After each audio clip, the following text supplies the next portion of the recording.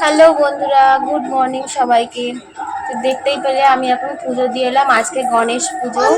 তো আমাদের দুর্গা মূর্তি আছে, ওইখানে গণেশ ঠাকুরকে একটু ফুল ফল দিয়ে একটু পুজো দিলাম। কি হয়েছে? চুপ করো।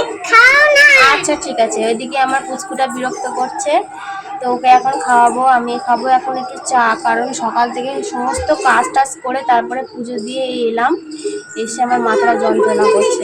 তো আমি এখন চা খাবো। এই যে আজকে মগে নিয়েছি চা, গরম গরম। তো এখন চাটা খাবো, খেয়ে মেয়েটাকে খাওয়াবো, খেয়ে তারপর আবার তোমাদের সাথে দেখা হচ্ছে। টাটা সবাইকে।